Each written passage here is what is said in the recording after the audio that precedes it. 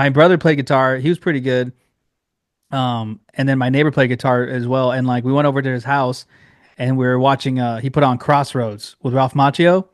And I don't know if you've ever seen that movie, but for those who haven't, it's basically a movie about a young Ralph Macchio who goes to Juilliard for guitar for classical music, but his pure love is blues. And his whole mission is to try to find out this lost Robert Johnson record or song.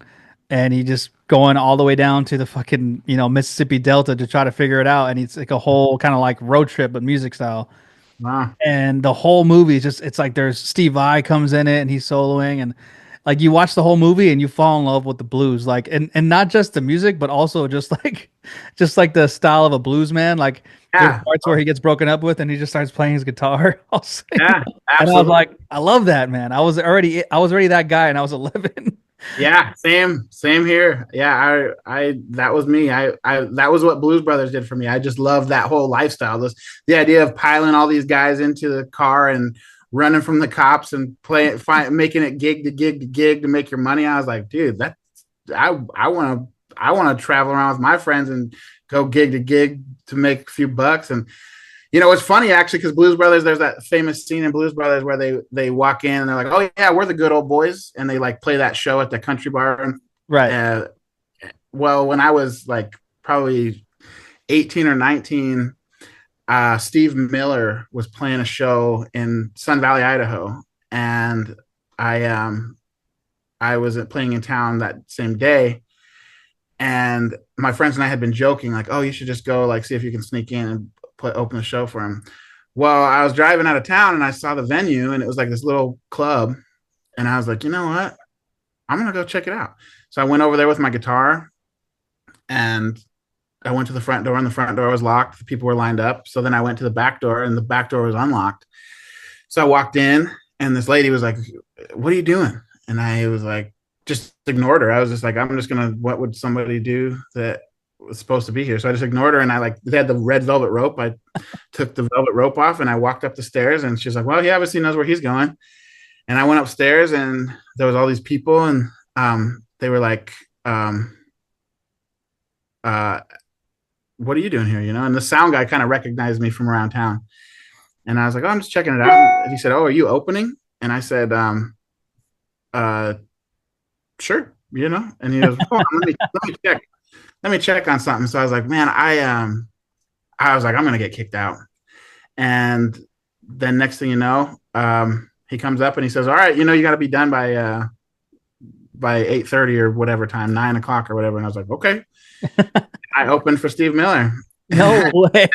When I got off the stage, he grabbed me and he goes, "Hey, kid, you're not getting paid for this, right?" Oh my God. That's hilarious, man. That's a great story, dude. That's what I'm talking about though. That's like the spirit of like a musician that's just like so fucking admirable. So much caution to the wind. They don't really care about certain things that regular people do. And like that is what is so appealing to like that's what's so honestly relatable to anybody. Because even people that aren't like living that way, they I guess internally wish they could. So even when people sing about living that way, they still empathize with it or they still relate to it. They still go, like I get that free spirit. At one point in my life, maybe I had that free spirit, maybe when I was Right. a teenager or whatever. And maybe this song gives me nostalgia about that time or whatever. So you don't have to be currently living maybe necessarily a musician's preferred way of life, but like you can still relate to it, which is why it's so great. That's why your music's awesome, man. Oh, thank you, man. Yeah, it's true, man. Like, yeah, I was sitting talking to a buddy of mine the other day that I grew up with, and he's got a couple kids and wife, and we were sitting in his kitchen, and he's like, man, he's like, we were just talking about growing up together and stuff, and he's like, man, he's like, sometimes I'm like envious of you, man. Like, you just like kind of just live this free spirit life. You do all this stuff, you go all these places. I was like, yeah, but I was like, but also like you got like kids and stuff. Like, I'm like, I got my guitar, man. Like, Yeah. what I got, bro. No, man, I agree. And I think you do a good job of portraying that, but like in a very unique Ethan Tucker style, man. Like one of your one of my favorite songs from yours is Coming Home because I mean I'm sure you get that a lot, but just the melody is obviously very smooth and very like beautiful and likable and the harmonica added to it is incredible. But I heard even in your acoustic EP where you do like a little like you talk about the song ahead of time and you say this is about like me being on the road all the time and then like never really getting to be in my own bed. And I think when you preface a song with that is it's actually awesome because I think if you just heard the song, you'd be like, this song's great. But because you hear it, it's actually kind of like a it's not sad, but it's also like, whoa, like that. He made the journey of a musician real. He just made it super real before the song even starts. And it makes the song more powerful just by you even like acknowledging that before the song starts. I don't know if Yeah. that was what you're trying to do, but it for sure does. It's a great fucking song, man. Thank you.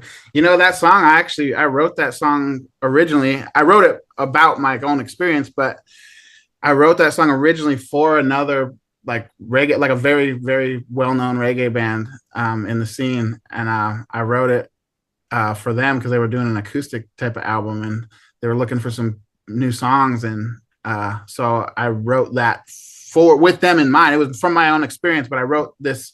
I wasn't going to originally put it on any of my own albums. I was going to give it to this other band, and they ended up not using it. So I just put it on my album.